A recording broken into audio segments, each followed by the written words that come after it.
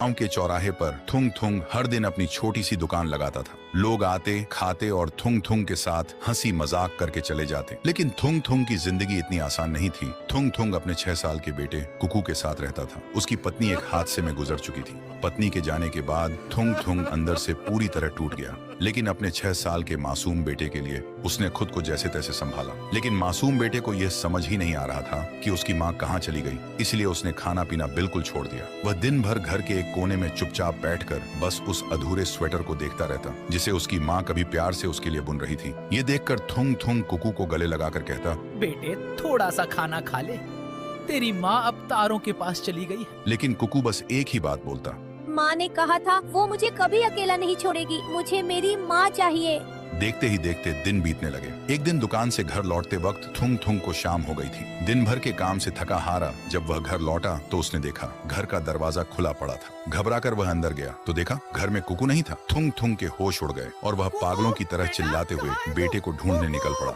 उसने पूरा गांव ढूंढ डाला लेकिन कुकू कहीं नहीं मिला। तभी उसकी नजर अपने ही घर के पीछे पड़ी और वहां का मंजर देख थुंग थुंग के कदम वहीं जम गए। मिट्टी से कुकू ने अपनी माँ जैसी दिखने वाली एक मूर्ति बनाई थी और उस मूर्ति की गोद में सिर रखकर कुकू सो रहा था और नींद में ही बड़बड़ा रहा था।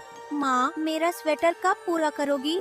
आपके हाथों से बना हुआ स्वेटर पहनने का मुझे बहुत मन है माँ। अपने मासूम बेटे को इस हालत में देख थुंग थुंग वहीं जमीन पर गिरकर फूट फूट कर रोने लगा। लेकिन तभी वह मूर्ति अचानक चमकने लगी और अगले ही पल मूर्ति ने कुकू की माँ सावित्री का रूप ले लिया। यह देख थुंग थुंग की सांसें अटक गईं। थुंग थुंग ने देखा सावित्री की आंखों में आंसू थे और चेहरे पर वही पुरानी ममता। सावित्री ने अपना हाथ कुकू के माथे पर रखा और प्यार से उसका माथा सहलाने लगी। तभी कुकू ने सोते हुए ही मुस्कुराकर कहा, माँ। फिर सावित्री ने थुंग थुंग की तरफ देखा और कहा, आप रोना बंद करो थुंग थुंग। अगर आप ही टूट जाओगे तो हमारे कुकू को कौन संभालेगा? उसे कभी मेरी कमी महसूस मत होने देना। तभी वहां हवा का एक तेज झोंका आया और घना कोहरा छा गया। जब कोहरा हटा तो थुंग थुंग ने देखा कि वहां अब कोई मूर्ति नहीं थी, बस मिट्टी का एक ढेर था और उसके ऊपर अपनी माँ की चुनरी ओढ़े कुकू आराम से सो रहा था। फिर थुंग थुंग ने रोते हुए कुकू को अपनी गोद में उठाया और घर ले आया। अगले दिन सुबह थुंग थुंग बाहर झाड़ू लगा रहा था। तभी वहां कुकू आया और उसने थुंग थुंग से कहा,